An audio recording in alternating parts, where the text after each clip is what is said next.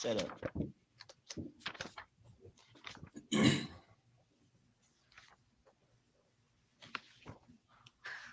Shalom, shalom, Yasha Allah.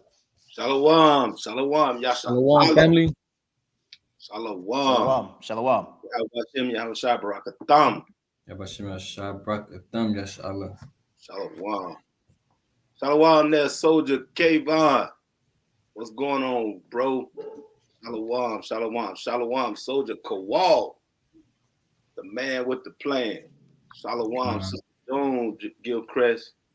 Shalom, Derek Savoy. Shalom, SOT Sakur. Shalom, alright. Shalom, Ivan Israel. My man, Shalom, Texas, Kendrick Jackson. What's going on, bro? Shalom. Shalom, Jarvis Black. North Carolina in the house. Shalom, Anash. Gawayam. Shalom, Chrissy. Shalom, SOT, Boaz, Ohio. Him and the Malak Darak. Shalom. Ohio in the building? Hey, no cap. I can't say this next name. You need to put that in the chat. The Hebrew. Hey, yes, sis, you got to put that name in the chat. We got to know what that says, sis. I don't know what that says. Hey, what you talking about? Some no cap? I don't even know what that means. What you talking about? The elder hip, man. What you talking about? Don't let the gray. Tell him, Adawan. Don't let that gray beard fool him now. Don't let it fool you now. Don't let it fool you. All right. Shalom there, Derek Savoy. Shalom, Sister Mina. Shalom, Tabernacle of David, 144K. Shalom, Sister Larito. Charlotte, North Carolina, in the house. Shalom, Kazazak. Yeah. Kazazakia. Kaya. Shalom there, Kaya. The mighty twin right there. Where your brother at? Shalom. Dre Israel. Azaniah in the house. Shalom. Charlotte, North Carolina. Shalom, Jeremiah. I really feel like, hey, Adawan, you're giving North Carolina way too much love now. You give North Carolina too much love. Y'all just became a congregation. Like, come on. Hey. It's over righteous, man. The word up here. You know what I'm saying? Shalom there. Hey, don't wait till Judah get on there. Wait till Judah get on there. It's gonna be a problem, man. Yeah. My man, Shalom. Shalom, H.I. brother. Shalom, Jackie. Shalom, Jaziel. Shalom, Jeremiah. That's another Jeremiah, or Jeremiah is strong prospect. Shalom, Tiago.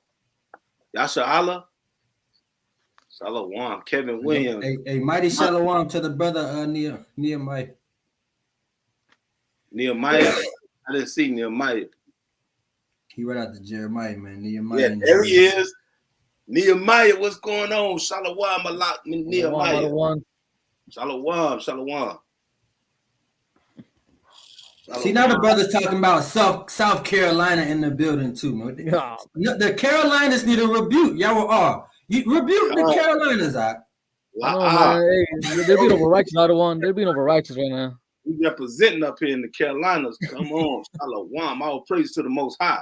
Shalom, transport Xavier, set apart animations. Shalom, pants. Shalom, soldier. Aharon. Shalom, Malachi, Captain Malachi. Shalom, Malachi in the building. Shalom. Hey, that brother looked like Killmonger, don't it? Shalom. What you said? That's my man right there, boy. What's his that name? brother be going off. Yeah. Shalom, we got next. Did that sister put her name in there? She said the Most High. She said the Most High's name in Yahweh Shah. That's what it said. Oh, Khan. All praise. All praise. It looked like more characters than that. I mean, Shalom, tribe of Issachar. Hey, you better say something there. Y'all all go ahead and talk to him. Hey, Shalom, familia, mucho gusto. God, oh praise. Gracias. God. All praises to the Most High. Hey, Praise. Yasha Allah. Hey, we got a feast day calendar up. Okay, on the screen. Hey, take a look at the feast day calendar. All right.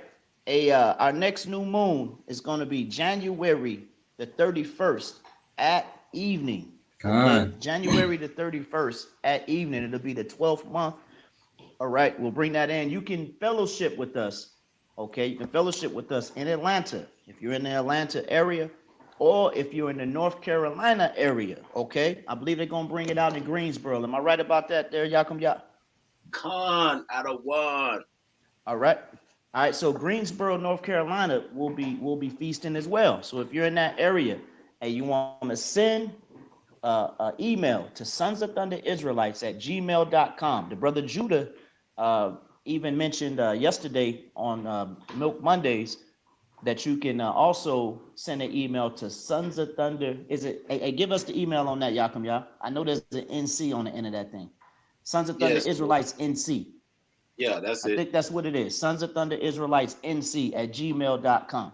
Okay. Hey, I put the link to Sons of Thunder North Carolina.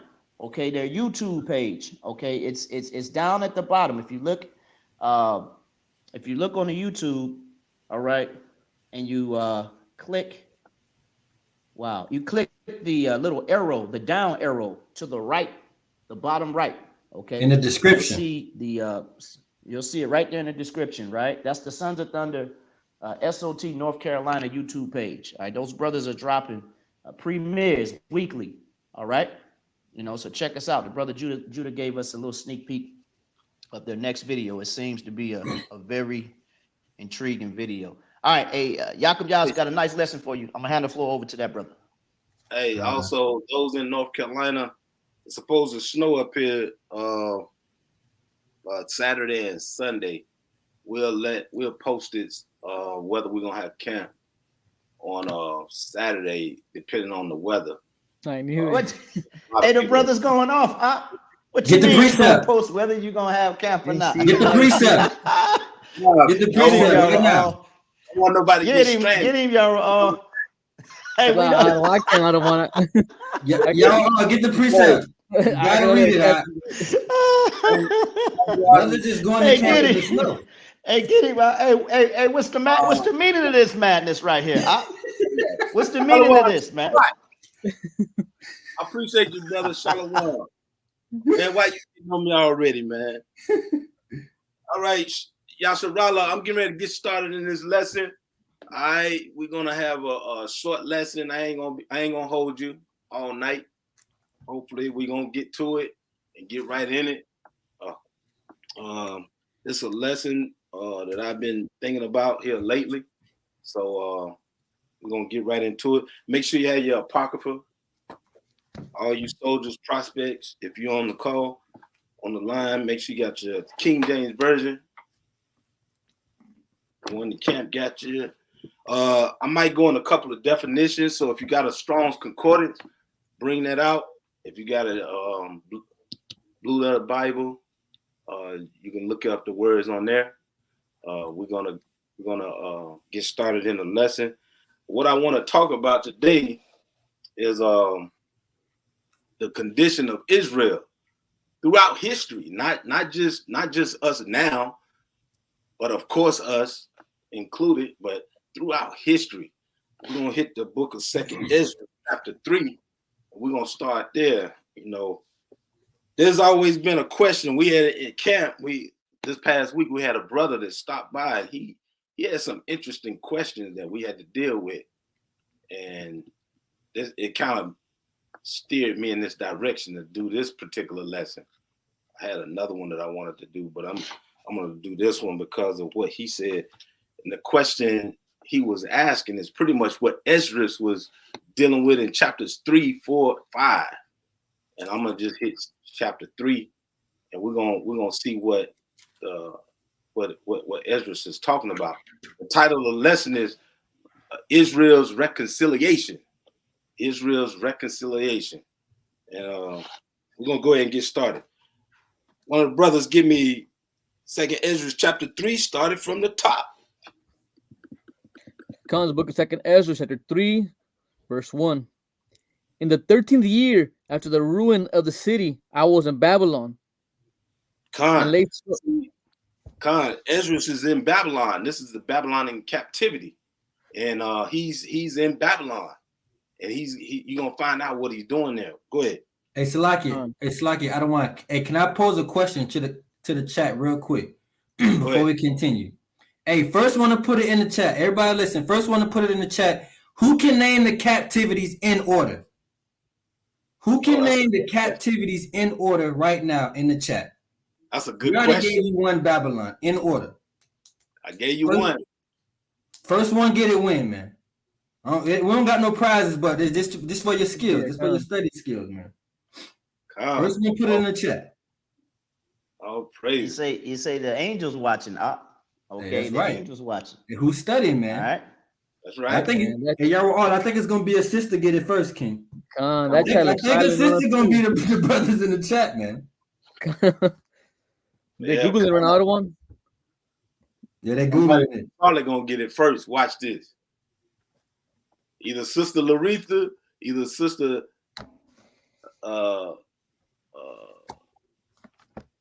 Hey, you being biased over there. Hey, tribes of Issachar. Let's see what he got.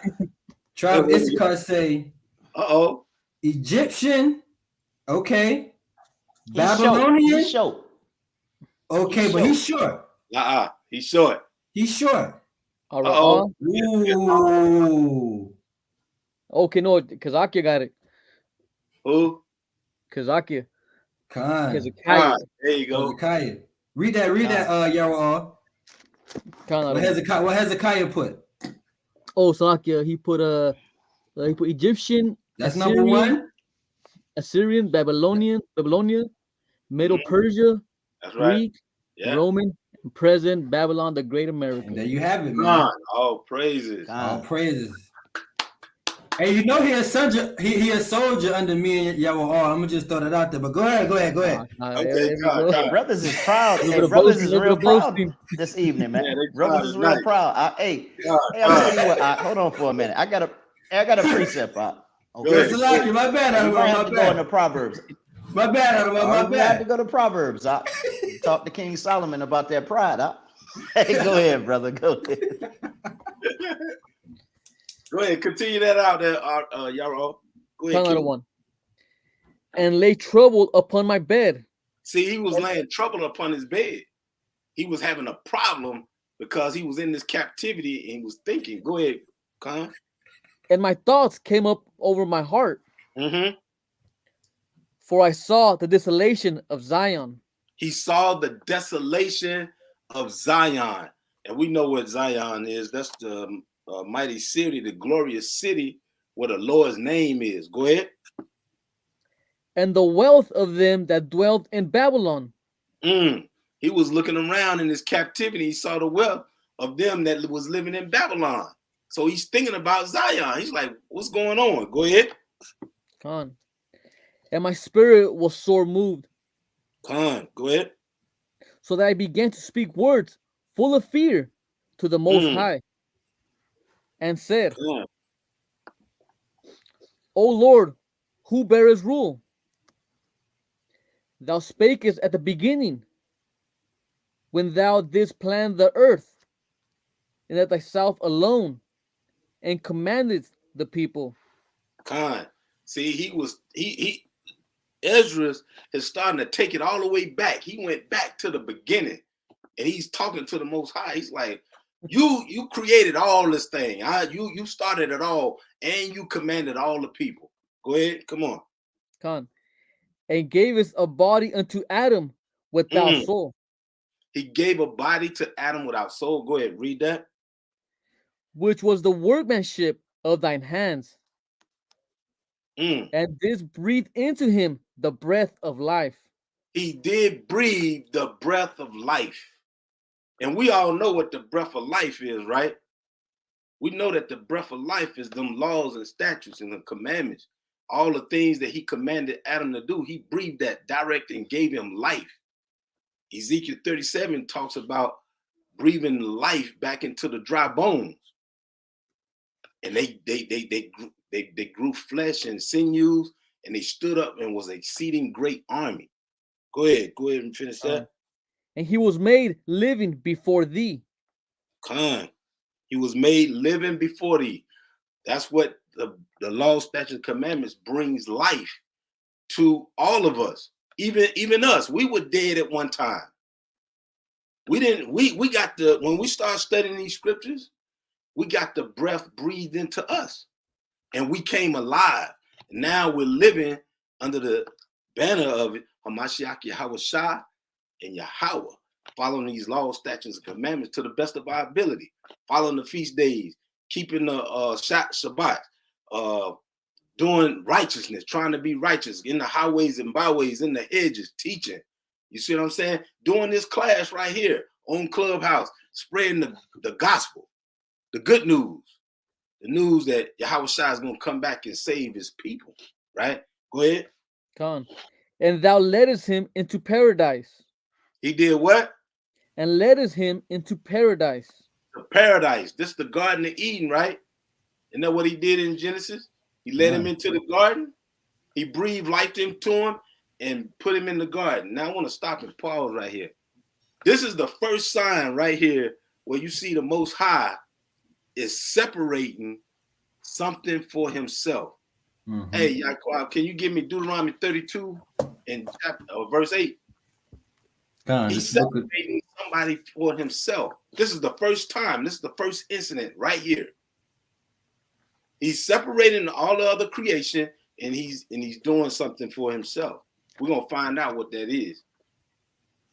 This is the book of Deuteronomy, chapter 32 and verse 8. Bring it out. When the Most High divided to the nations their inheritance, when he separated the sons of Adam. He separated the sons of Adam. Why? He set the bounds of the people according to the number of the children of Israel. He set the number and the bounds according to the children of Israel. See, this was all predestined and preordained by the Most High. He set this up from the beginning. Ezra, he's now recognizing this and he's recanting the whole thing. And this is what a lot of people out have this question. Why are we in this situation? Why we got to keep going through this? Ezra eventually is going to start asking questions, right? Go ahead and finish that, y'all. Another one. Wait a minute, Salaki. Hey, Salaki, finish that off there, Yaquah. Verse 9. Verse 9. For Yahweh's portion is his people. What is what? For Yahweh's portion is his people. His people, who are they? Jacob is the lot of his inheritance. Jacob is the lot of his inheritance. Right there, you can drop the mic on all doctrines. Right there, just this scripture right here. You can drop the mic on all doctrines.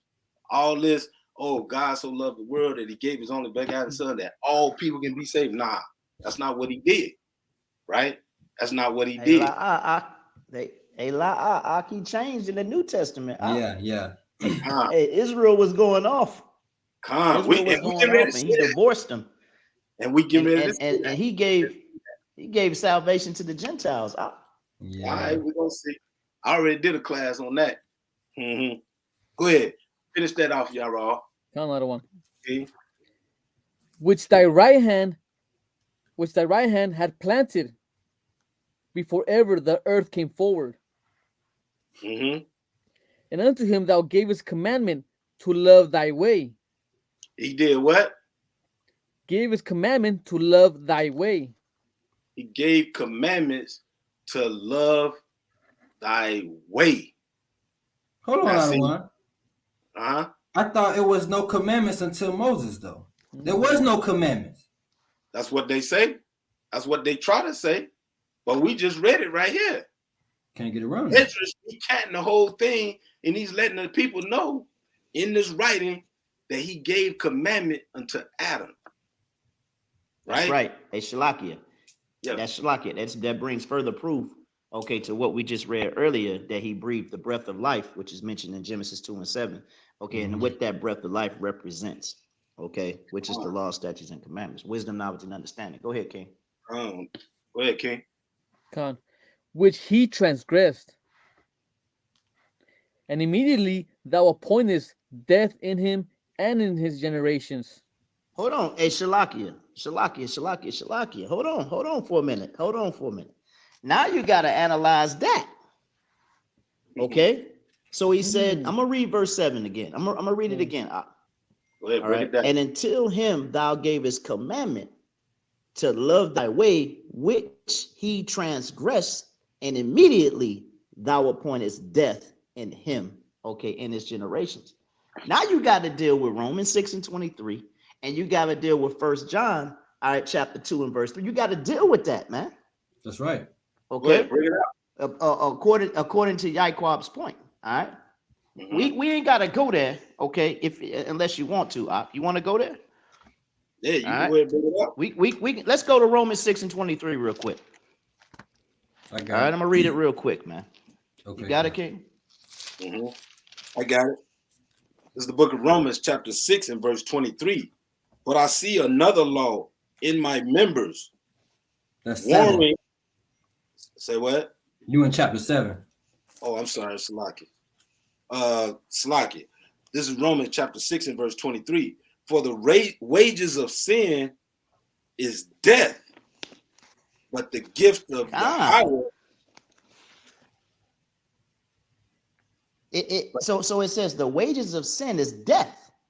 Okay, and right here it says in verse 7 in 2nd Esdras chapter 7, Shalakia, 2nd Esdras chapter 3 and verse 7, it says, and unto him thou gavest commandments to love thy way, which he transgressed, and immediately thou appointedst death. Because he did what? He transgressed the law. Now read 1 John chapter 2 and verse 3.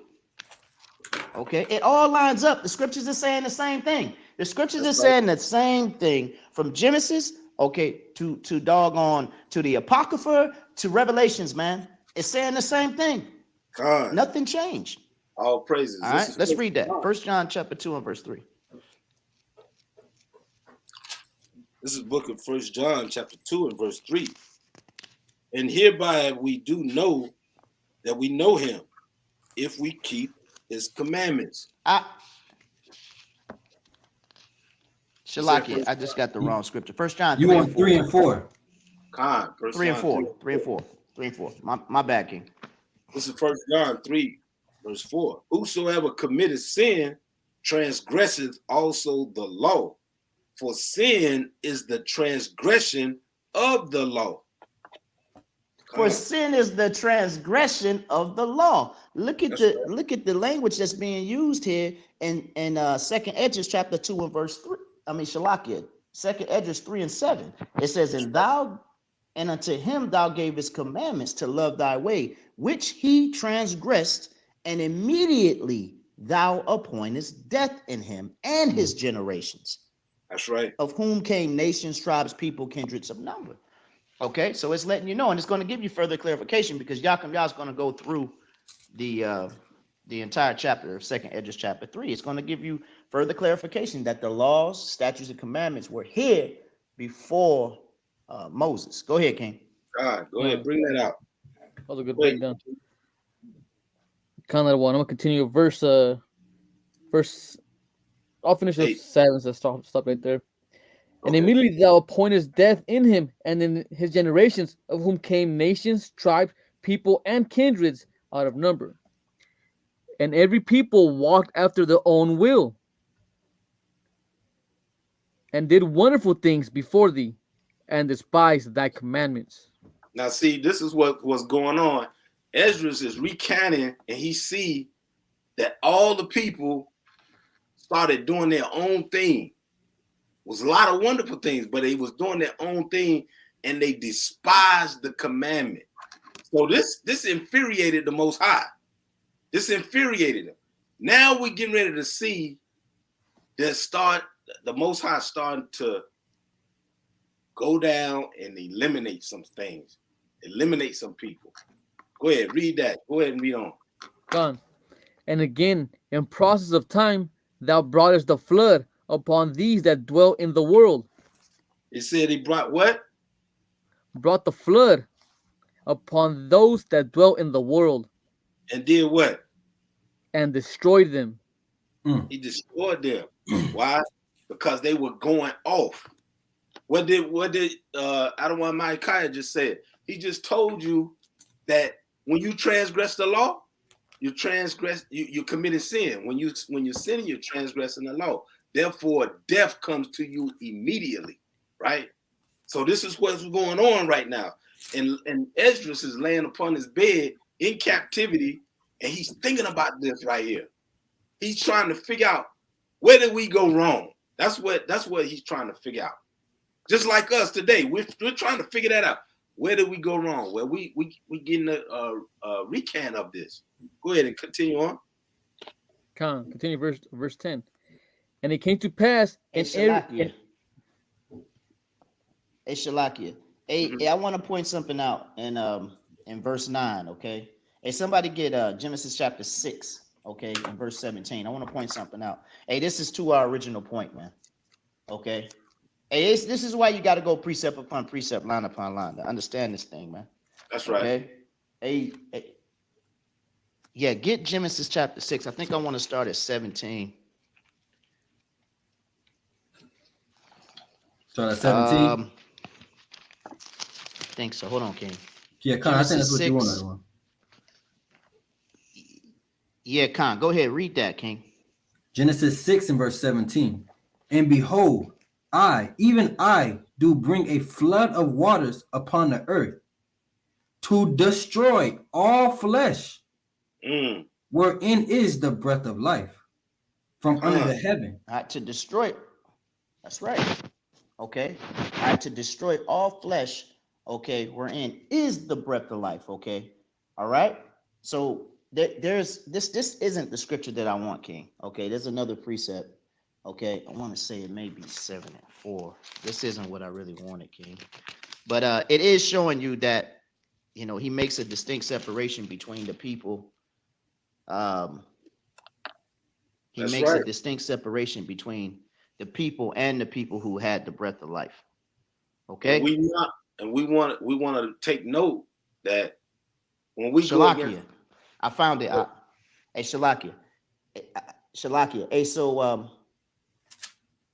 hey, go ahead, King. Hey, go ahead. I don't want to interrupt your lesson. Go ahead, King. Go ahead. Mm-hmm. Well, that goes to show what the Adawan just said, that once we break them laws, death is coming. It's coming. And we got to look at, let's ask the same question or ponder, just like Esdras is pondering right now in Babylon. If you was back in that time, you had to be, he laying on his bed and he's thinking about this. What are we doing in 2022? Same thing. Same thing. We should be doing the same thing, pondering what the heck is going on, how reflecting back. This is what's happened to our forefathers, and I don't want to make that same mistake. Why we continuing to make this mistake when this truth is out and is coming out right now? You know what I'm saying? It's a like it. Yeah, go ahead.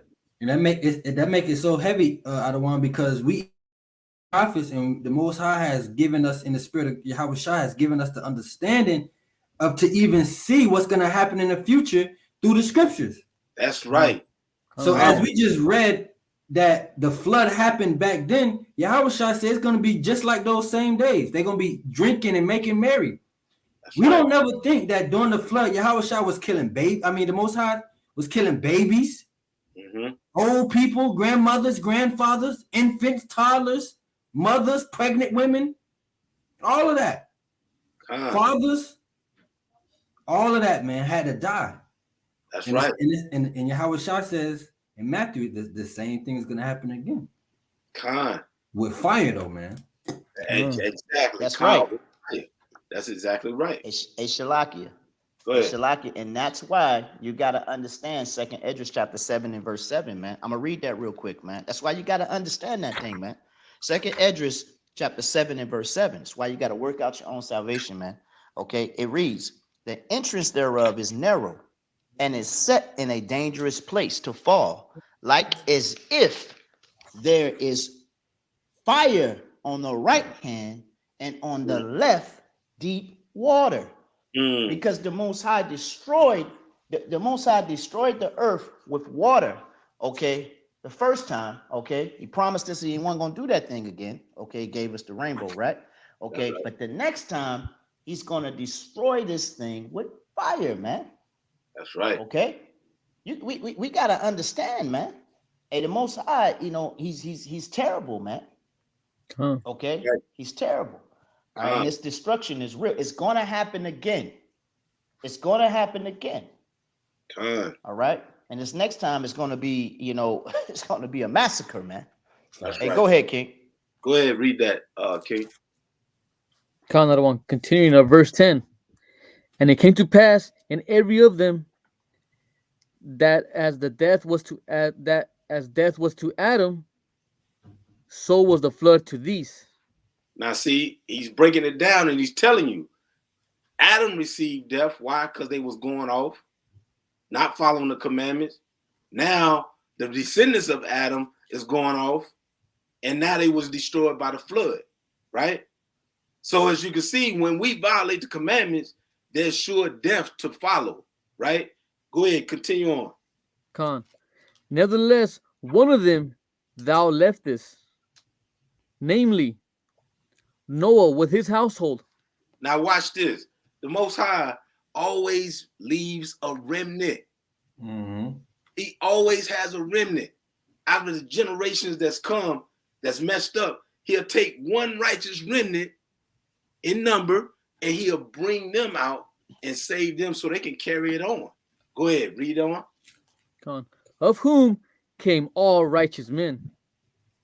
They were supposed to be all righteous men, right? But let's see what happened to Noah and his descendants. Go ahead. And it happened that when they dwell upon the earth began to multiply,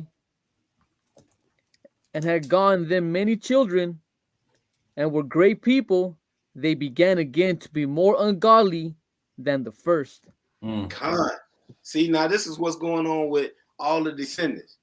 Now we know back in Genesis chapter 10, we see the nations, the 18 nations being formed through Noah's sons, Shem, Ham, and Japheth, right?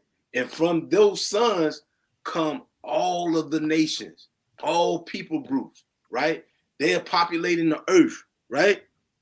But guess what? These jokers started getting wicked.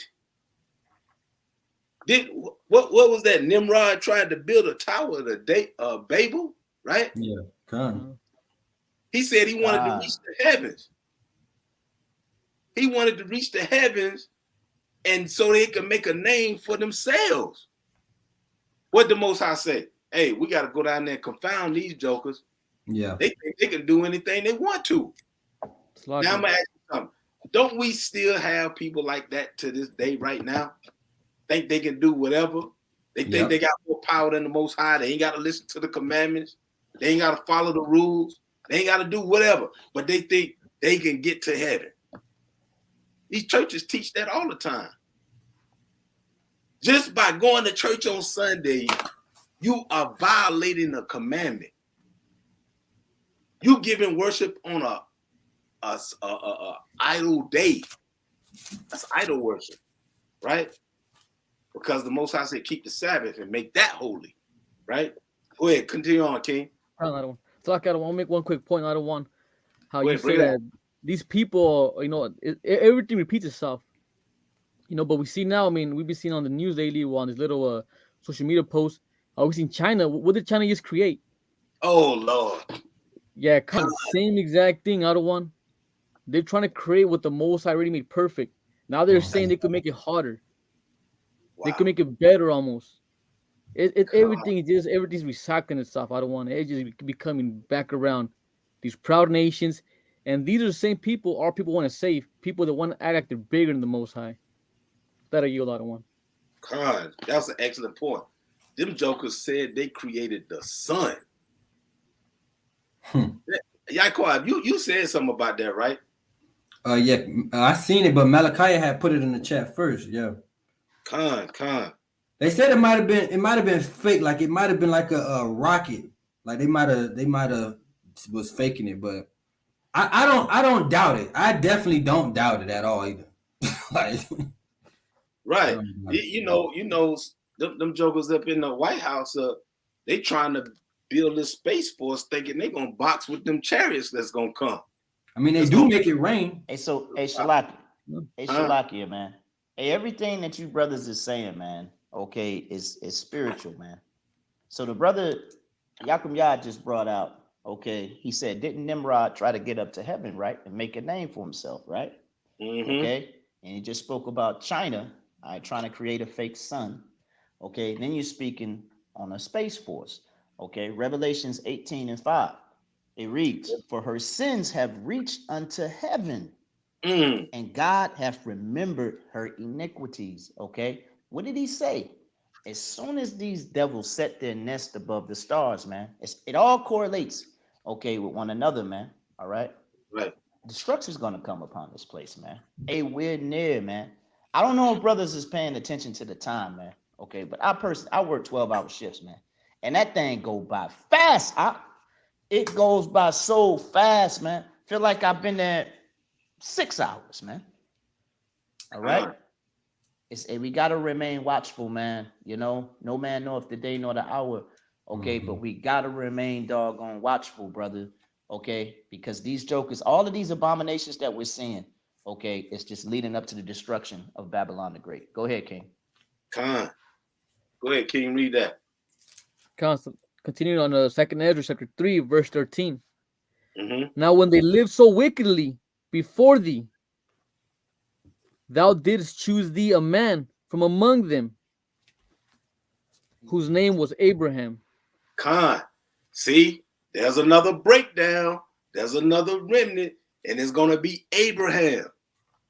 So we went from all the nations, 18, from Shem, from Shem, Ham, and Japheth, right? Now we going down to Abraham. What question for the chat? Which son did Abraham come from? They got to get this right. Between Shem, Ham, and Japheth, which one did Abraham come from? Hey, the StreamYard be kind of slow. Anybody got YouTube up? Yeah, okay, Monique got it. Monique got it. You got it. Monique, she got it quick. All praise. It was a sister. All praise. Shem. Exactly. Right. Shem. So now, all the people these churches always say, we all come from Adam. From Adam's sin, all mankind can be redeemed from Adam's sin. Well, we see the Most High just now through Ezra's account. He's broken it down and he's moved the goalposts. The goalpost is not with all 18 nations now. It's down to Shem, which went to Abraham, even amongst his own brethren, right? It went to Abraham. Go ahead and read. Go ahead and continue reading that. Continue verse 14. Him thou lovest, and unto him only thou showest thy will. He did what? Unto him only thou showest thy will. Unto him only did he show his will. So it's like the Most High starting all over again. You see what I'm saying? With Adam, he showed his will, right? Adam messed up. Then and all the descendants messed up. Then he went to Noah, right? Then Noah, all of his descendants messed up. Now he's down to Abraham. That's cutting a lot of people out of this salvation. You got to look at this, Israel. I'm breaking this down, and Ezra's broke it down for you to let you see that it's going to come down to a certain group of people. It's going to come down to it. Let's read on. Come. And madest an everlasting covenant with him. He made an everlasting covenant with him. What else did he do with it? Promising promising him that thou wouldest never forsake his seed. Okay, he would never forsake his seed. So how many sons did Abraham have? How many sons did Abraham have? Somebody answer that in the chat. Total sons now. How many did he have? We might be here all night. I'm gonna move on. He had many sons, right? No, I don't want. They gotta answer that. They gotta answer that one. Okay. How many sons did Abraham? Okay, somebody. Okay, now. I see 2. Come on, these brothers saying 2. They need to get out the camp, huh? What's going on? What y'all doing? Don't be playing follow the leader either.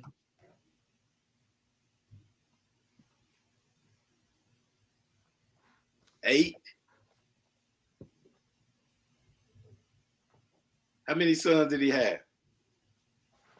How many did he have from Sarah? Hey, the brother Derek got it right. He had 8 sons. That's right. He had 8 sons. God, praise it.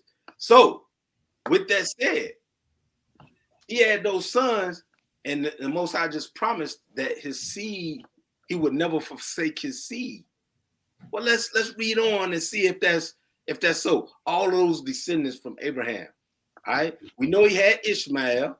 We know he had Isaac, and he had some other sons from Keturah, right? So let's see what he says. Go ahead, read that out. Continue verse 16. And unto him thou gavest Isaac, and unto Isaac also thou gavest Jacob and Esau. So he went down from Isaac, and then now it's Jacob and Esau. So this is the dilemma that the world is facing right now. Here we see Ezra just gave you a detailed account from the beginning up until this point. And a lot of people have been eliminated from God's choice, right? Like we read in Deuteronomy 32, 8 and 9. He separated the sons of Adam and he set the bounds according to who? Jacob. Go ahead, continue on, read on. As for Jacob, thou didst choose him to thee. He chose Jacob. So now that eliminates Esau. So what are we looking at? We're looking at the 12 tribes, right? You got some Shalaki. Go ahead. Yeah, read that because it's worded a particular way. Okay. So you got to break that down, man. Go ahead, read it. Start from the top out of one? Yeah. Come on. And unto him thou gavest Isaac, and unto Isaac also Jacob and Esau. As for Jacob, thou didst choose him to thee. Good. And put by Esau. And put by Esau. He did choose Jacob. Well, from what I'm looking at, and what we all know, right? Jacob is the nation of Israel, the youngest nation, but we're going to be the most nation. Why? Because we have the so-called Black Americans, so-called Negro, so-called Indian, so-called Hispanic, Mexican, right? We are all compassed within the 12 tribes. And we say this, we bring this out to the people in the highways and byways, following the commandments, and we're teaching our people who they are, right? But guess what? There's always somebody that's going to be wicked in the generations, right? Go ahead, continue on. Come on. And so Jacob became a great multitude. Mm-hmm. And it came to pass. It's lucky. It said Jacob became a great multitude. Who's the great multitude? Who's the great multitude in Revelation?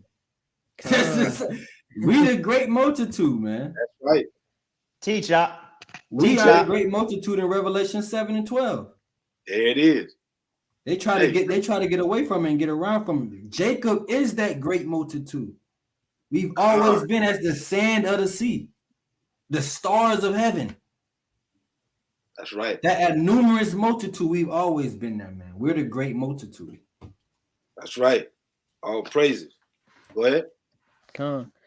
And it came to pass that when thou leddest his seed out of Egypt, thou broughtest them up to the Mount Sinai, Salakia.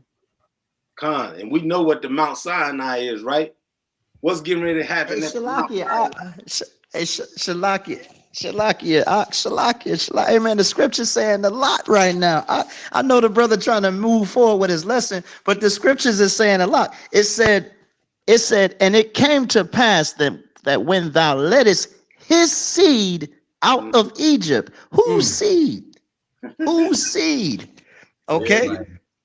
Hey, come on, man. Hey, the scriptures is saying a lot, brother. That's right. Okay, we understand. It told you, okay, that it gave him Isaac, okay, and to Isaac it also gave Jacob. You feel me? All right, it's giving you the breakdown, okay, of Abraham, Isaac, and Jacob, man. Right. All right, that's the seed. That's the seed line. All right, that's the seed line. Go ahead, King. Esdras is sitting there. He's pondering this on his bed in captivity. He's asking this question. And in the following chapters, you're going to see that he after pondering this, he's got questions now. The same questions that we see out on the highways and byways, same questions that we see from all the people on Clubhouse and all the different venues and platforms that they be on. The many debates going on between Israelites.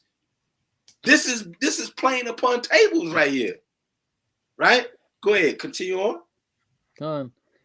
And bowing the heavens, thou didst set fast the earth, movest the whole world, and madest the deaths to tremble, and troublest the men of that age. See, our forefathers and foremothers, they got to see these wonders that took place. They got to hear the thunderings of the Most High. They got to see the pillars of fire from the sky. They got to see everything and hear everything. They saw Moses' face change. Why? Because he brought them laws and statutes down. But what did them Negroes do while Moses was up in the Mount Sinai getting this? Hey, they start tripping. Hey, I got another pop question for the chat, Adawan. Go ahead. How many plagues was it in Egypt? Good question. How many plagues was it in Egypt? To the brothers and sisters. I won't ask y'all to name them, but how many plagues were there? That's See right. if a brother or sister can get that.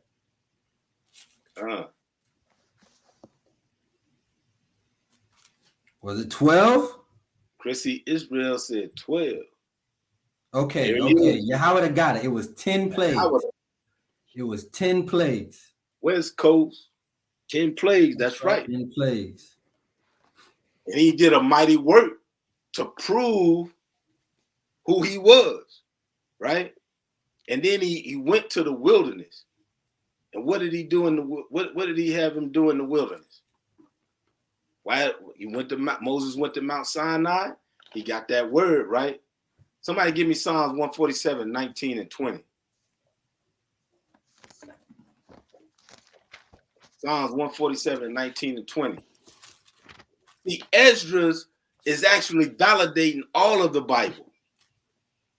If anybody ever have any questions about it, Esdras is actually validating the entire scriptures. He's giving us some summary of everything that took place. Go ahead and read that. It's the book of Psalms, chapter 147 and verse 19. He showed his word unto Jacob, his statutes and his judgments unto Israel. He has not dealt so with any nation. And as for his judgments, they have not known them. Praise ye Yahweh. There it is. You see that? Praise ye Yahweh. He showed everything to Jacob. What did he tell Abraham? He says, I will never forsake your seed, right? He said, I'm not going to forsake your seed. He passed it down. Out of all the nations, we saw that he left all the nations and he started narrowing it down. This is the thing that the Most High has done. He always saved a remnant for his will to be done through, because he got an inheritance himself. And guess what, Israel? We're his inheritance. So how do you think the Most High is feeling about us now when we're not following the laws, statutes, and commandments? There's only a small remnant of us that's pushing this word. So therefore, we need to put our boots on, strap up, get your sword, and go out there in these highways and byways and bring the people and bid them to the wedding, right? That's what we're here for. So that we won't have generations that follow us going off. Go ahead, continue on. Continue verse 19. And that glory. Real quick, Adawan. And I don't mean to look in the chat and get on it, but I know it's a brother Xavier, right? And he's saying, personally, I don't focus on ish like that. You know, I got a job to do. I don't know. I don't think the brother is scoffing, but you gotta focus on that, because Exodus 12 in verse I'm gonna start at 26, and it says, and it shall come to pass when your children shall say unto you, what mean ye by this service? So why did we keep the Passover in general, right? That ye shall say, it is the sacrifice of Yahweh's Passover, who passed over the house of the children of Israel in Egypt, when he smote the Egyptians and delivered our houses. So you gotta go into that. I don't believe you scoff or not, but you gotta go and you gotta know them things, man. Because our children are gonna sit around and ask you, why we keep the Passover? Man, the Most High sent 10 plagues down and crushed the Egyptian, man, for our sake, because he wanted us to go serve him. So we gotta know that stuff. We gotta know that, man. Oh, praise. Go ahead, King. Verse 19.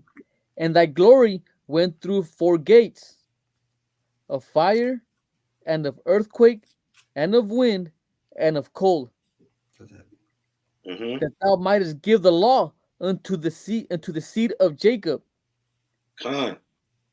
That's what we just read. He gave the law unto Jacob, his judgments and his statutes unto Israel. We are a nation when we receive this. That's one thing we got to realize, that we was a nation, a whole nation, 12 tribes, a nation of people that the Most High is dealing with. Go ahead. And diligence unto the generation of Israel. That's right. Go ahead. And yet tookest thou not away, and yet tookest thou not away from them a wicked heart. He did what? Tookest thou not away from them a wicked heart. So when he gave them the law, he didn't take the wicked heart from them. So now here we see we have choices now. What did Moses say in the wilderness? He said, choose thee this day, life or death. Well, guess what, Israel? That applies to us right now. We could choose life or we could choose death. That's what we have. It's the water, brother Michael Alexander. That's our brother Yahweh. The water. Praises. Go ahead. Continue on there. That thy law might bring forth fruit in them. That's right. He left. And that's heavy. Yeah, that's real heavy. Go ahead and break that down. Go ahead. Hey, that's heavy because a lot of people say that you got to be walking in what? The fruit of the Spirit. Right. But the Ezra just told you that the law will bring forth fruit. That's right. All praises.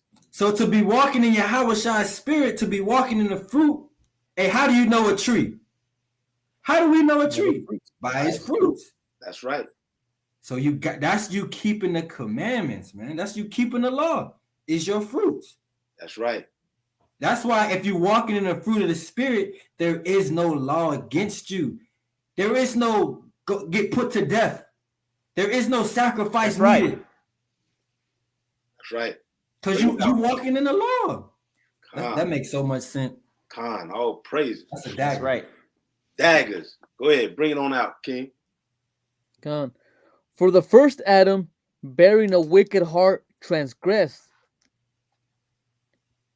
So the first Adam, Salaki, the first Adam, we saw what happened to Adam.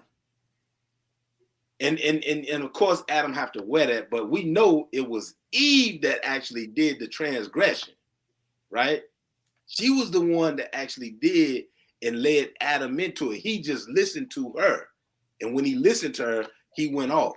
And what did the Most High do? He kicked him out. And then the whole generation of them just perished through the flood. All right? Go ahead, continue on. And so be all they that are born of him. Thus infirmity was made permanent. And the law also in the heart of the people with that word is something else. Malignity. Malignity. The word I don't want. Of the root. So that the good departed away and the evil abode still. So basically what they're saying, even though they got the law and the commandments, they still had the wicked heart in them. So now this is the key turning point of what it is we're gonna do pertaining to the law or living in this world. That's the bottom line to this right here. And that still goes on to this day. We got choices to make. What choices are you going to make? Well, I could see throughout Israel's history, we see that they make bad choices. Our ancestors made bad choices. Are we going to be the ones that stop those bad choices in our generation and the generation to come? Or are we going to continue on with the tradition of our ancestors and make bad choices and not follow the law, statutes, and commandments and whatnot? Right? Not have the faith in Yahushua. That's a question for the room. We got to get right. We got to get right. Go ahead. Continuing verse 23. So the times passed away, and the years brought to an end. Then didst thou raise thee up a servant called David. So we know who David is. He's the king of the nation of Israel, right? He's the second king of the entire nation. The entire nation, all 12 tribes of Israel, right? Let's see what happened. Well, let's see what happened with him. Go ahead. Whom thou commandest to build a city unto thy name, and to offer incense and oblations unto thee therein. So this is the building of the temple, right? In Jerusalem. This is the city. What did Most High say? He said, my name is there. That's his pit, right? That's his land. He said, my name is there. So if we're living in that land, we got to be righteous. We got to be righteous. We can't be playing around. But what happened while they was in the land? Go ahead.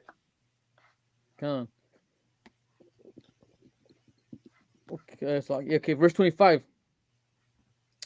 When this was done many years, then they that inhabited the city forsook thee. They did what? Forsook thee. How? And in all things did even as Adam and all his generations had done. For they also had a wicked heart.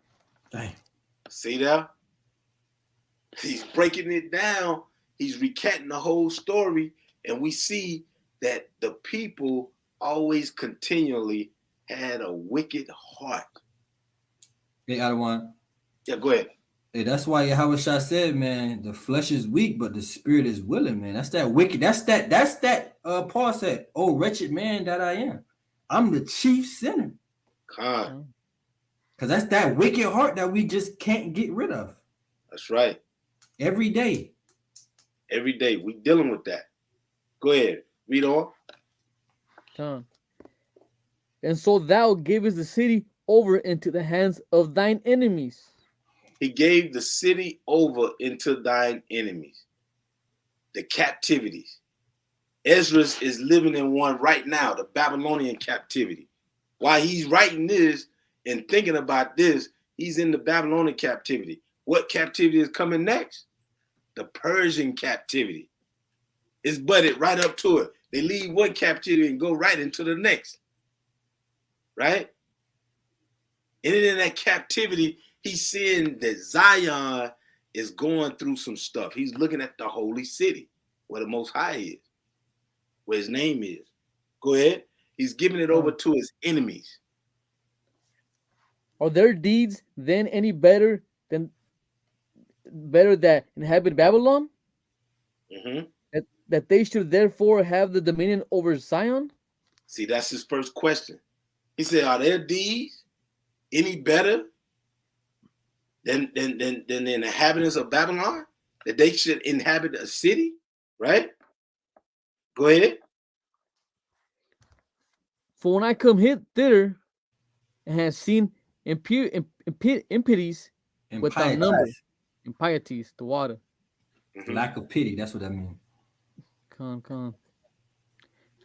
Then my soul saw many evildoers in this 13th year, so that my heart failed me. See, as Ezra is getting this in his mind, he's thinking about it. He's like, what the heck is going on? This is so grievous that my heart is about to fail me. That's the way he felt. And that's the way all of us feel when we out there in the highways and byways and we teaching and our people walk by. We say, hey, come and hear this word. Nah, I'm good. And they keep walking. Like, dog, what's going on? Do you not know this place is about to be destroyed? But our people want to follow and assimilate with this place. And they want to follow what it does. Go ahead, read on. Con. For I have seen how thou suffered them sinning, and how and has spared wicked doers. Con. See, and has destroyed that. Go ahead, Adam. No, go ahead. Con. And has destroyed thy people, and has preserved thine enemies, and has not signified it. So this is what Ezra is saying. He said, you sparing the enemies, but our people are getting destroyed. Well, guess what? It's because our people are not following the commandments. Isn't that what he said in Deuteronomy 28 and 15? Right? He said, if you do the commandments diligently and with all your might and soul, that you should get the blessing. But if you don't, you're going to get these curses that's going to overtake you. This is what Ezra is looking at. He's looking at all this. Go ahead, read on. Con. I do not remember how this way may be left. Are they then of Babylon better than they of Zion? He's asking a question again. Are they better than us of Zion? And that's like when we ask that camp, when you see like a little friendly Edomite walk by, and be like, man, how these people took us into captivity, man? Exactly. How do we let them take us into captivity, bro? That's right. It's the same question. Same question. The very same question we ponder. Go ahead. Or is there any other people that knoweth thee besides Israel? Or what generation has so believed thy covenants as Jacob? Go ahead. And yet their reward appeareth not. That's right. And their labor has no fruit. These nations don't have any fruit. They don't even pay attention. In fact, they actually hate you. So why we getting punished and they are not, right? Go ahead. It's a lot. And going back to other one, Jacob's point about the fruit, and that goes back to these nations. They could never have the fruit of the spirit because it says right there that labor no fruit. That's right. It's a cut. That's a cut. Oh, praise. For I have gone here and there through the heathen, and I see that they flow in wealth, and think not upon thy commandments. See, they flow in wealth, and they don't even think about your commandments. And we just read that it's not even given to them, right? It's not even given to them. Watch this. Go ahead. Get 34. Come on. Weigh thou therefore our wickedness now in the balance. He says, weigh now therefore our wickedness. Ezra is now coming to the realization. We are wicked. That's right. We are wicked. Now weigh us in the balance. Go ahead. And there's also that dwell in the world. Right? And so shall thy name nowhere be found but in Israel.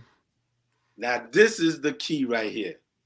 You see, Ezra's got the faith to say, you're not going to find your name with the other nations, but you'll find your name with us. So this is a direction for us to start calling out the Most High name through Yahweh Shai. We're looking for the reconciliation, right? That's what we're looking for, because we're suffering these curses now. Hey, read on. Or when was it? Shalakia. Hey, Shalakia. Just bringing a little bit more, clarification to that scripture right there. Okay, and so shall thy name nowhere be found, but in Israel, meaning you're not getting no respect. You ain't getting no respect. Okay, and you're not going to, get, your kingdom. You're not going to get your righteousness.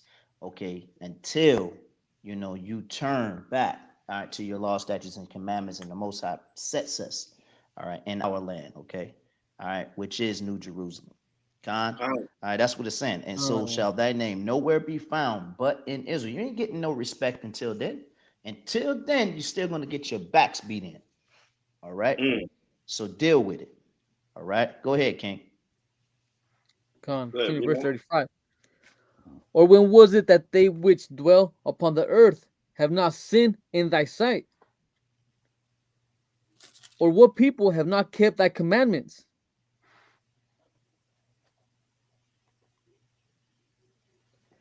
Thou shalt find that Israel by name has kept thy precepts, but not the heathen. And not the heathen. So this is the plea. But just like all the generations before, all the way back to Adam, we always do wickedness and fall into wickedness. Give me Ezekiel 26. This is what the Most High, the way he looked at us. Yeah, go ahead. Hey, before you move on to Ezekiel, a brother posed a question in the chat. I don't want to get too far away from it. Okay. Hey, the brother Jeremiah Israel. He said to explain 1 Timothy 2 and 14. Okay. He said, explain 1 Timothy 2 and 14 when it says the woman being deceived was in transgression and Adam was not. It explains itself in the first verse. I mean, in the first part of the verse. Okay. You know what I mean? Don't read too much into it, King.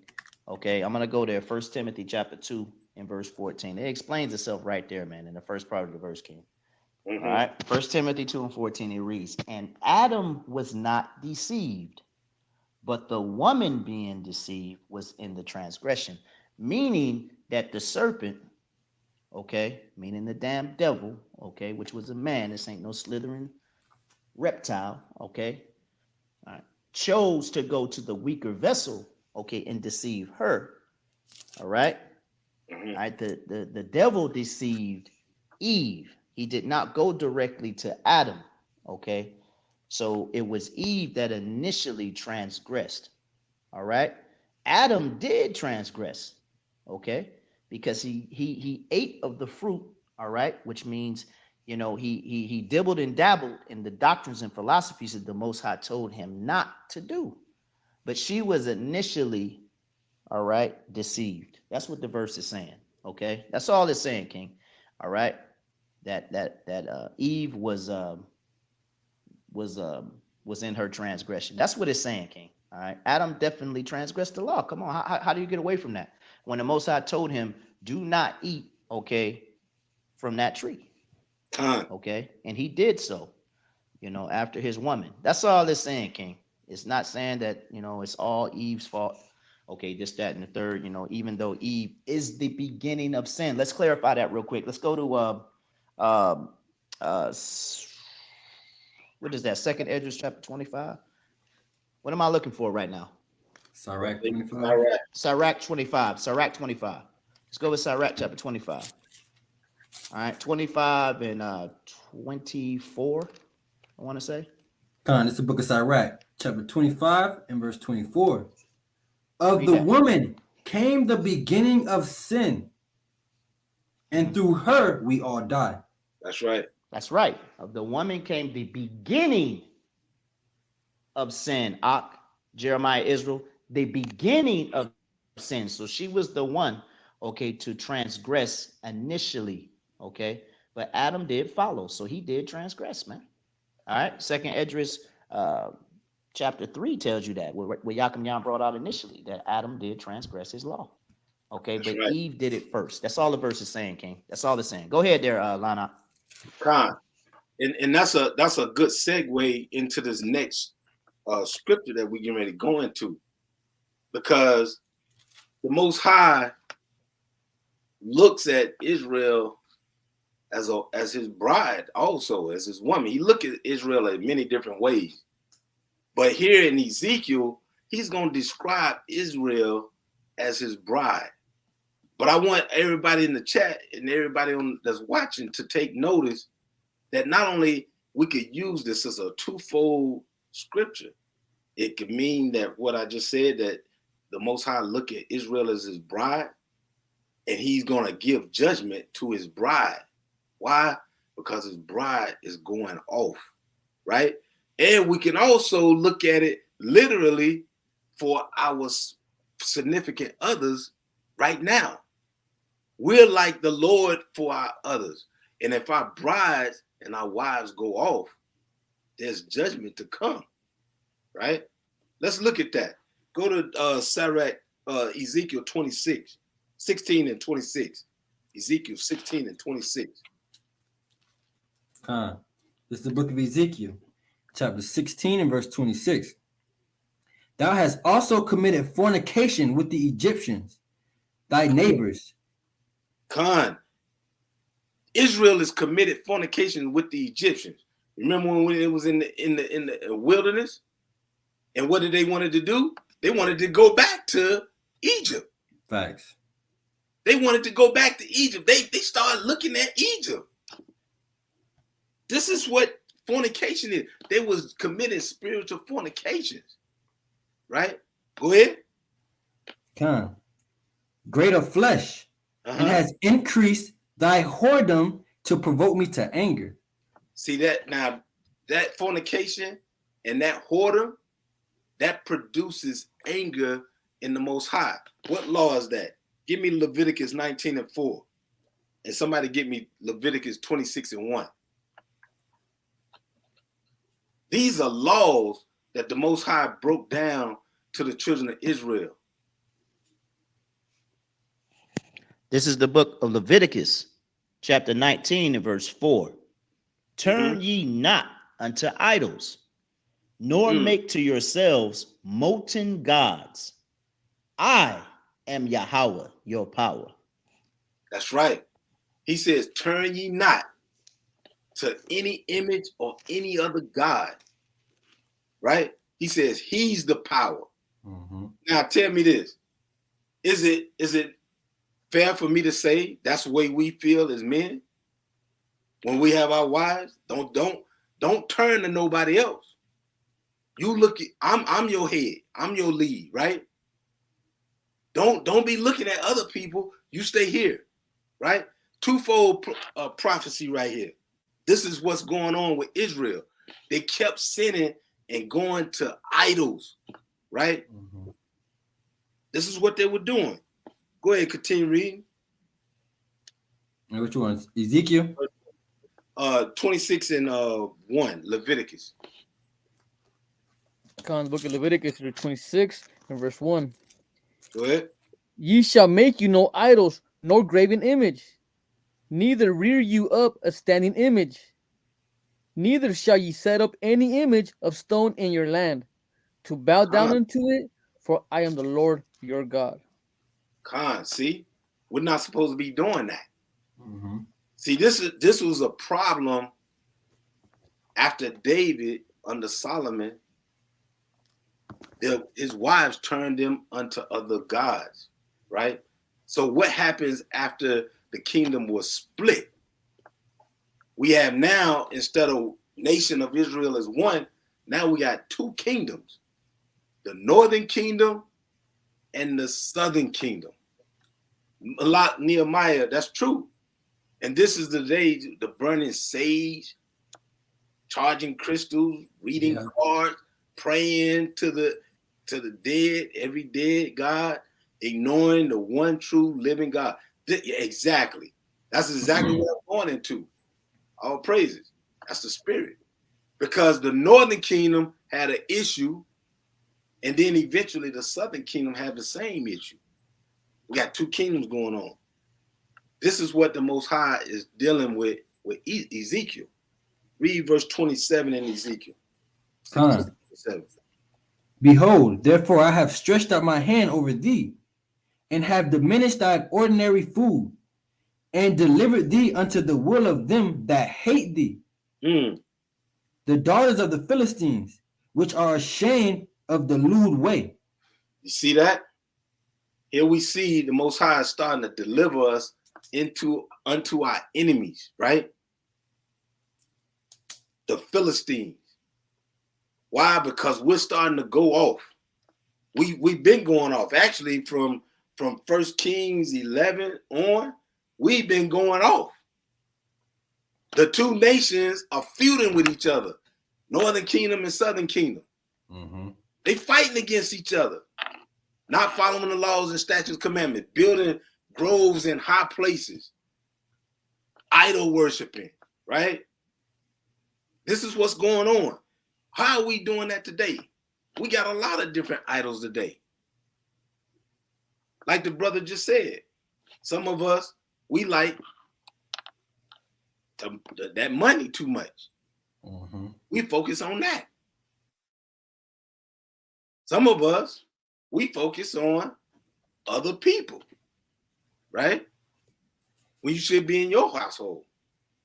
Some of us, we want the material things. We idolize these things. Some of us, it's so many different things today that could be looked at as idols. And this is what Israel's problem was. They was going off on idols. Our ancestors were going off on idols. And now we're doing the exact same thing. Okay. We're doing the exact same thing. But look how the Most High is dealing with them. Look at what he's saying. Go ahead, read on verse 28. Come. Thou hast played the whore also with the Assyrians. Come on now. He says, thou hast played the whore. He's labeling Israel as a whore. Why is that? It's because she's dabbling with other things and other nations. Go ahead. Because thou wast insatiable. Yea, thou played the harlot. Thou was unsatiable. Unsatiable is your desires. She wasn't satisfied with her desires to be with other nations, to follow their gods and follow their idols. That an unsatiable appetite. Hey, brothers. Yeah. Your wife, she has an insatiable appetite for another brother that's not even in this truth. How you gonna feel about that?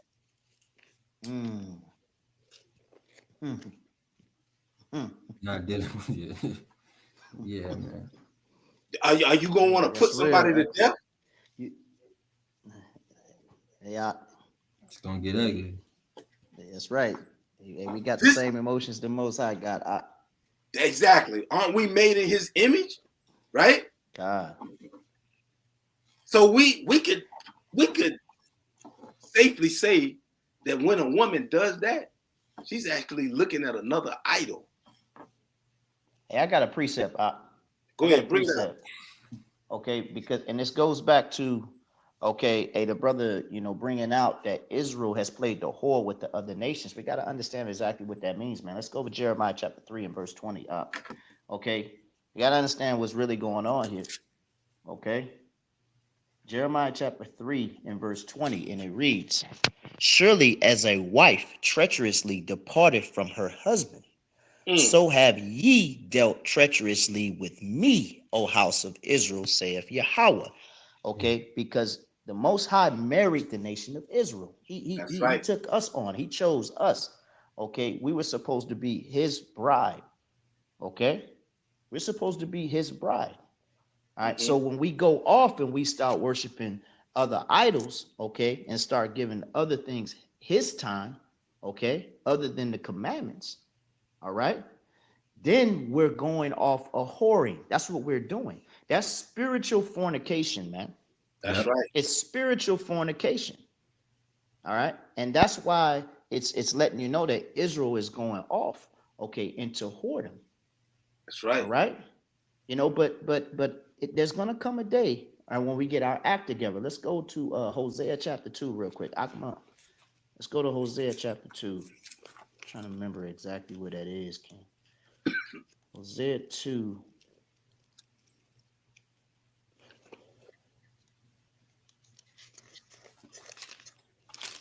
Who's got that, man? What you looking for? Hosea 3 and 11. It's Hosea 2. Verse 4. Read that, King. Hosea 2 and 4. And I will I don't think that's what you want. And I will not have mercy upon her children. Start at verse 2, King. Come. Start at verse 2. Hosea 2 and 2. Plead with your mother, plead, for she is not my wife, neither am I her husband. Let her therefore put away her whoredom out of her sight, and her adulteress from between her breasts. Read. Lest I strip her naked and set her as in the day that she was born, and make her as the wilderness, and set her like a dry land, and slay her with thirst. Read. And I will not have mercy upon her children, for they be the children of whoredoms. All right. Okay. So it's just going into it, man. Okay. When you transgress, okay, against what's set in order, man. When you transgress against the law, it is as if you're like cheating, and committing fornication and adultery with your husband. Okay, this is an example of that.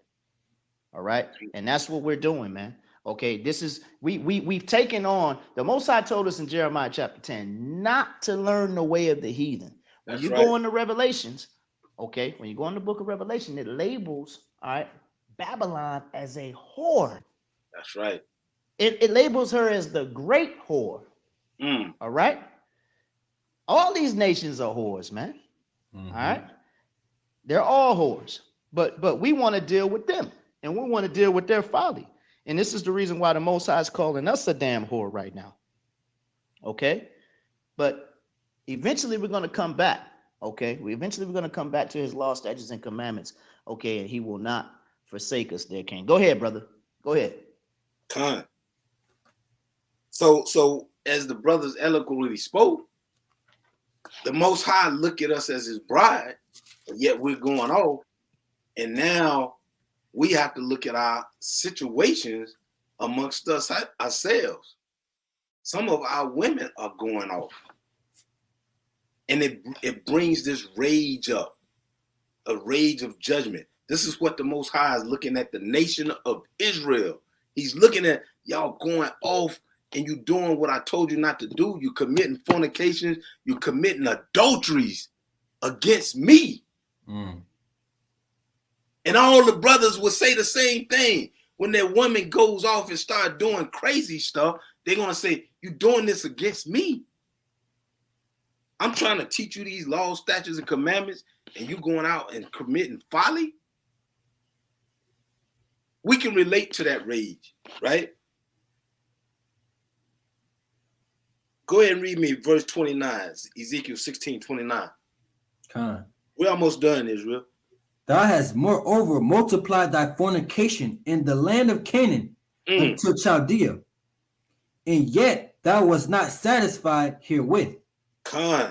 Somebody give me Wisdom of Solomon 14:12. Wisdom of Solomon 14:12. See, now the woman Israel has gone with 3 different guys. Egypt, the Philistines, or 4 different guys. The Assyrians, and now with the Chaldeans, Canaan. Committing fornication with them. Oh, she's not satisfied with this one, so I'm going to go to the next one. Mm-hmm. Oh, I'm not satisfied with that one, so I'm going to go to the next one. Oh, I'm not satisfied with that one, so I'm going to go to the next one. That sounds like a narcissistic person right there. That's what that sounds like to me. Because I know she dibbling, dabbling, and telling them all sorts of things, right? Not owning up to her responsibilities. That's what's going on right here. This is the nation of Israel going off. Give me that Wisdom of Solomon 14:12. Go ahead, bring it out. Wisdom of Solomon chapter 14, verse 12. For the devising of idols was the beginning of spiritual fornication. Mm-hmm. And the invention of them, the corruption of life. You see that? When you're going off in these idols and you're looking at, that's the beginning of your spiritual fornication. Both literally and spiritually. You're going off, right? Go ahead and read verse 30 in Ezekiel. How weak is thine heart, saith Yahweh power, seeing thou doest all these things, the work of an impurious, whorish woman. An impurious, whorish woman. That impurious, that's H7986 is Salateth. Imperious or domineering, a vixen. Do we not see that in the videos today, these vixens? The video, that's what they call them too, right? Video vixens. Yeah. What kind of attitude and personality do they have? They have a domineering personality. You can't tell them nothing, right? They want to do their own thing. They smarter than you. They can tell you what to do, but you can't tell them what to do. They're all out of order, right? Video vixens. Well, this is what the Most High is describing Israel. An imperious, whorish woman. You see that? Go ahead and read on. In that thou buildest thy eminent place in the head of every way, and makest thine high place in every street. And thou hast been as an harlot, and thou hast not been as an harlot. In that thou scornest higher. Proverbs 7:10. 7:10. Somebody get that. Proverbs 7:10. See, this is a twofold message that everybody can look at. This is heavy. That's right. This is a twofold message. Not only is it talking about Israel, but we can also look at our houses, right? Go ahead and read that. This is the book of Proverbs, chapter 7 and verse 10. And behold, there met him a woman with the attire of an harlot and a subtle heart. She is loud and stubborn. Her feet abide not in her house. Now is she without, now in the streets, and lieth in wait at every corner.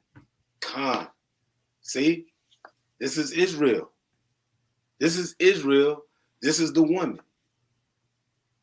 She's not abiding in her house, and now she's without, in the streets, at every corner, dressed like a harlot. But she liked that. Israel liked that. Israel was liking that. Oh, we party for all these idols, right? We go off with these idols. And some of our women go off with other men that they idolize. And you don't think you're going to get a judgment for that? Are you serious? We don't think we're going to get a judgment for that? We've seen Esdras break it down, and every generation got judgment. They were destroyed.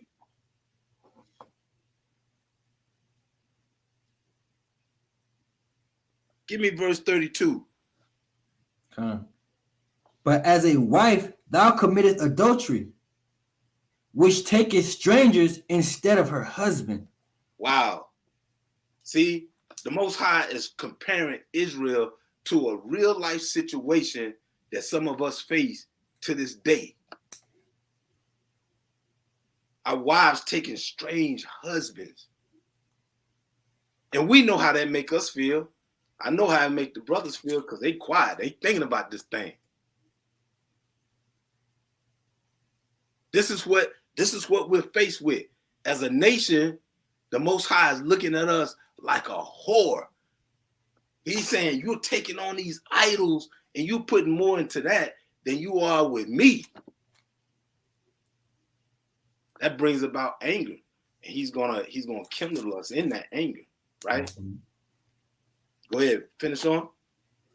They give gift to all whores, but thou givest thy gifts to all thy lovers, and hirest them, that they may come unto thee on every side for thy whoredom.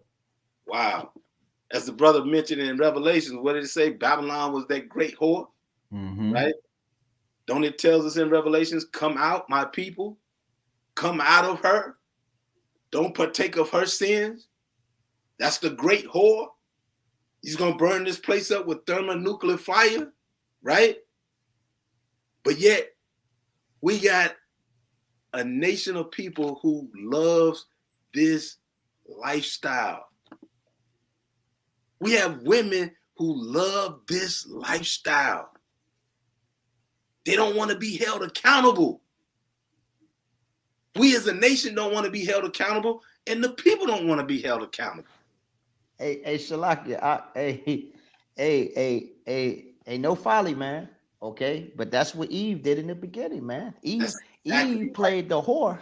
She played the harlot right in the beginning, brother. That's right. You really think about it, man. Okay, the Most High gave Adam the law, statutes, and commandments. Okay, the man is the head of the wife. So Adam gave Eve the law, statutes, and commandments. All right. She was to follow. And what did she do? And she went off a whoring, okay, transgressing, okay, against Yahweh Hashem, Yahweh Shai, all right, and her husband. Okay. So you know what I mean? Hey, there's no new thing under the sun, man. That's all right. We were talking about this last night. You know what I'm saying? Hey, what goes around comes around, man. Okay, what's that? Galatians 6 and 7 and 2nd Esdras chapter 5 and 42. We talked about that last night. 2nd Esdras 5 and 42, man. All right, the Most High likens his judgment unto a ring. He's going to continue to jack our tails up, man. All right. So what is it looking like? Until we get it right. What is it looking like right here? It's looking like we can't get nothing going because we as a nation, as the woman, we can't get right. So for us to come together as a nation, the women is one of the most important parts. She got to get right and come and form the nation again. But our women don't see that.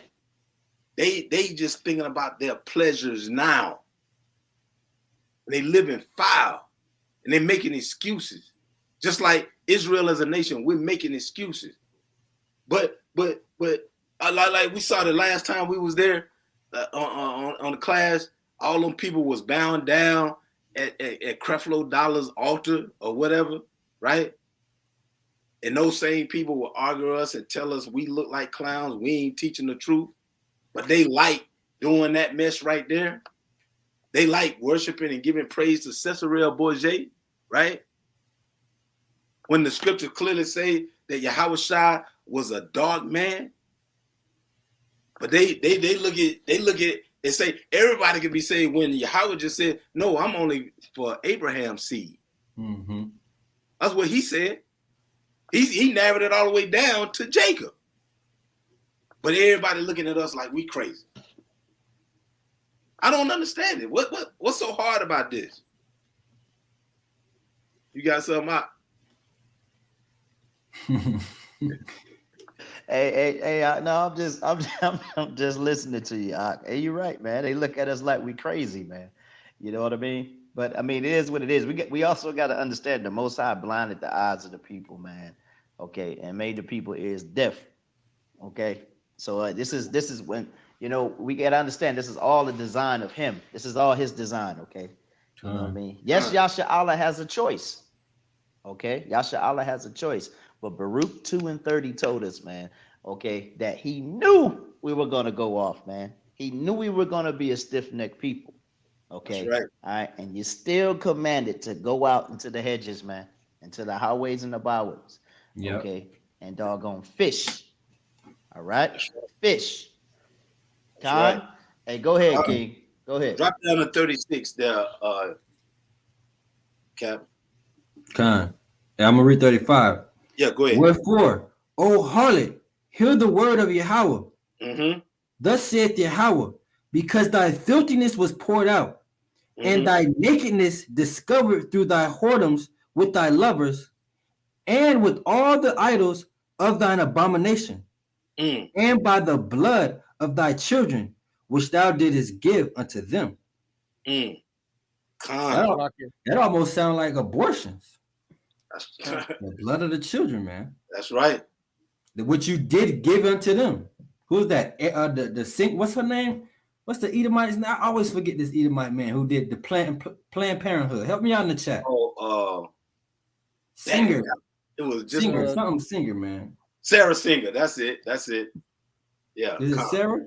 Margaret, is it? Margaret Singer. There it is. There you go. Margaret. I like the other one. Yeah, the one right there. I want to touch up on verse 35. Because they like saying that Israelites we teach with so much like folly in our mouth, always cussing and stuff. Look at the way Ezekiel's saying this. Wherefore, oh harlot, he ain't calling nobody by their name. He ain't saying, hey, you, excuse me, black, native, Hispanic. No, he's saying, hey, harlot. Think of the other words that go with harlot. That's right. There's so much in the vocabulary we can use. Like he ain't talking nice to them. Ain't no nice words right here. Ain't no sweet. Come here. Let me talk to you about Jesus Christ. No, hey, whore, come here. That's right. Exactly. The Lord has something to say. That's right. And they get mad when we talk. When we say, hey, you just gotta listen to the Most High. Look at the way the prophets just speak. That's right. Con, excellent point. Because you could see your significant other might be doing something crazy, and you dress it to them, and it's like, oh, you calling me a whore. Huh. Isn't that what the Most High said about the nation? That's what he said about the nation. The nation going off, so he calls them a name, right? It's because they're going to idols. They're committing abominations. What does the law say about if you're caught in adultery? The adulterer and the adulteress got to be put to death. Con, they both gotta die. They both gotta die. That's the death, right? Drop over to we're almost done, Israel. I got about 3 more verses, and we'll be done. Go over to verse 44. Verse 44. Ezekiel, yes. Verse 44. Behold, everyone that uses proverbs shall use this proverb against thee, saying, as is the mother, so is her daughter. Khan, as is the mother, so is her daughter. You see that? Israel, we got to get our stuff together. Our women, we got to get our stuff together. I was just on Clubhouse prior to this class. They were drilling the women. In fact, that spirit had been going on for about a week. Our women being wicked and not wanting to follow these laws, statutes, commandments, making excuses. Just like we as a nation, we're making excuses. And we're gonna mess around and kill ourselves. We're gonna be just like our forefathers. They all did wickedly and they was destroyed. I don't want to be destroyed. I don't want to see all of y'all destroyed. I don't want to see my sisters destroyed. Come on, repent and come back. Let's look at see what Yahushua did. Here's your reconciliation right here. Go to John chapter 8. John chapter 8. This is your reconciliation. All of you, Israel. This is your reconciliation. Another example of a woman, right?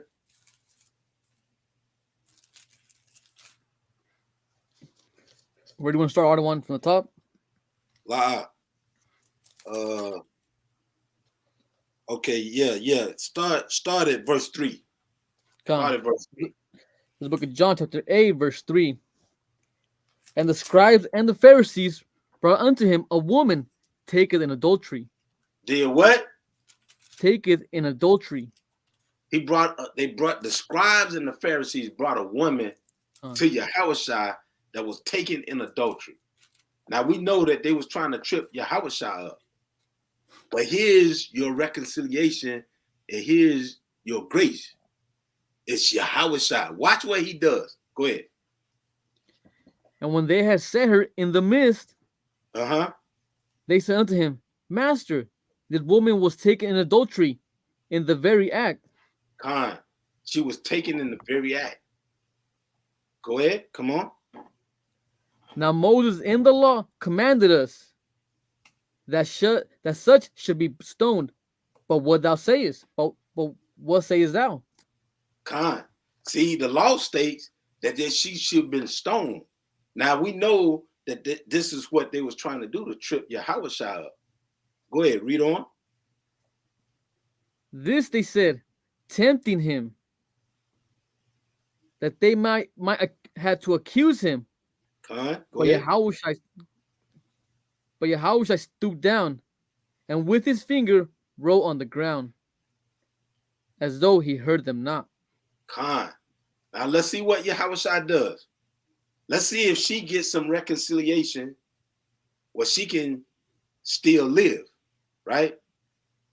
She's with the Son of the Most High, Yahushua, Lord of Lords, King of Kings, the Redeemer. Watch this. Go ahead. So when they continued asking him, he lifted up himself and said unto them, He that is without sin among you, let him first cast a stone at her. Now, he's making a point right here, right? But let's drop down into verse 10, because we see what's going on here. We see what the scribes and the Pharisees are trying to do. But I want you to see the reconciliation of Yahushua, the Redeemer. Watch this. Verse 10. When Yahushua had lifted up himself and saw none but the woman, he said unto her, Woman, where are those thine accusers? Has no man condemned thee? See, he's asking her because they was convicted of sin. Now he's stepping in as the Redeemer, and he's going to have compassion on the sister. Right? Go ahead. She said, No man, Lord. And Yahushua said unto her, Neither do I condemn thee. He says, neither do I condemn thee. What else did he say? Go and sin no more. Go and sin no more. It's simple as that, Israel. How was she not able to sin no more? Because she started to follow Yahweh Shai. Mm-hmm. She followed him in his walk. She stuck with him to the end. She endured to the end, right? This is what we have to do. Yahweh Shai says, sin no more. If you love me, keep my commandments, right? So why are we saying that the commandments are done away with?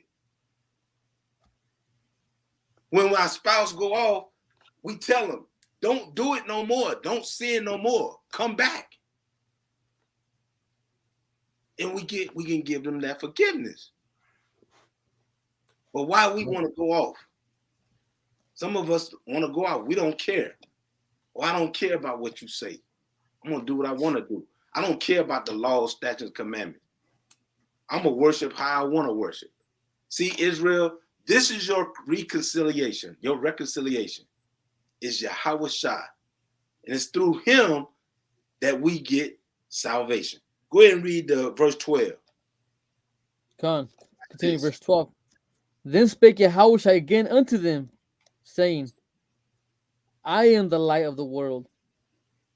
He that followeth me shall not walk in darkness, but shall have the light of life. There it is.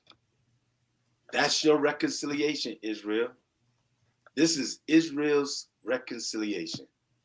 It is Yahweh Shai, Yahweh Ba'ashem, Yahweh Shai, the Hamashiach. And with that, Israel, that's the lesson. A beautiful lesson out of one. Great lesson. Good lesson, King. All praises. All praises. I hope this lesson was edifying to the people. I hope you saw the correlations and what I wanted to show you. Ezra was thinking about this, and he was wondering why, just like we are today. So now you have your reconciliation. It's through the faith of Yahweh Shai and the endurance of these commandments and coming back to these laws, statutes, commandments, and doing them to the best of your ability. Dropping Babylon and coming back into this truth. Brothers, you need to get off your behinds, get out in the streets, and start teaching. Get home, teach your wife. Show her the scriptures, break the scriptures down to her so that she understands and that she can get in order, right? Therefore, she won't be out in the streets. And if we as a nation, we will leave Babylon and come into this glorious truth, Yahweh Shai.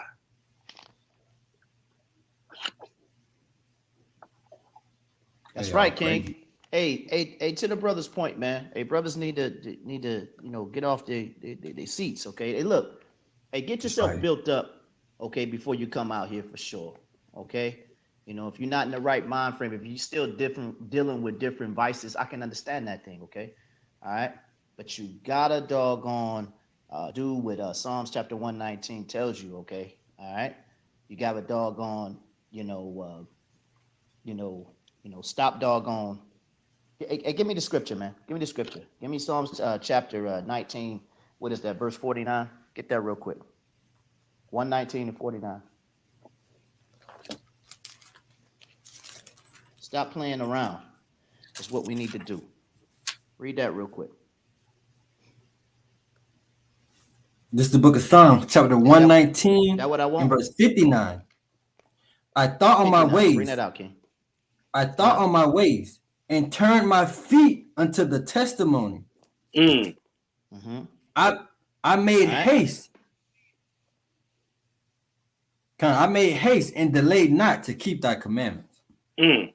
That's right. Okay, so while you pondering, okay, thinking about coming out here doing the work, trying to figure out which body you're gonna join. All right, while you're trying to put these vices down that you're dealing with, okay, you gotta think on your ways. All right, and you gotta make haste. All right, you gotta understand, man, that no man knoweth the day nor the hour. We don't know when that sky's gonna get cracked. Okay, you gotta get out here and push this word, man. Okay, get out here, hold posts. Get out here and read for brothers. Okay, if you're not ready to teach. All right, do the work. Hey, get Ezekiel chapter 13 real quick. Ezekiel chapter 13. Y'all know what I want, man? All right, around verse 5 where it says go into the gaps. I think it's verse 7. Read that. 13. And 7 on one. verse 5. Read that. 5. Con the Read book of verse 5. Ezekiel. The book of Ezekiel 13, verse 5.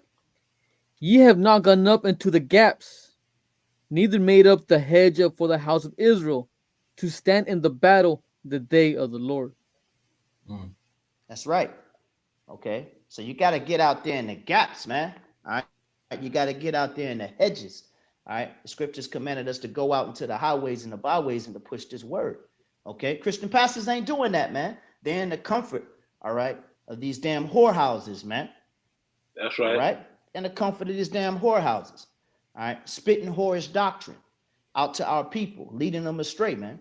All right. As Isaiah 59:10 tells us, man. All right. So we got to get out there, man. Okay. And spread the word to our people, man. Continue to wake up the elect. All right. So we can get the hell up out of here, man. Okay. That's right. Hey, come and feast with us. All right. Come and feast with us.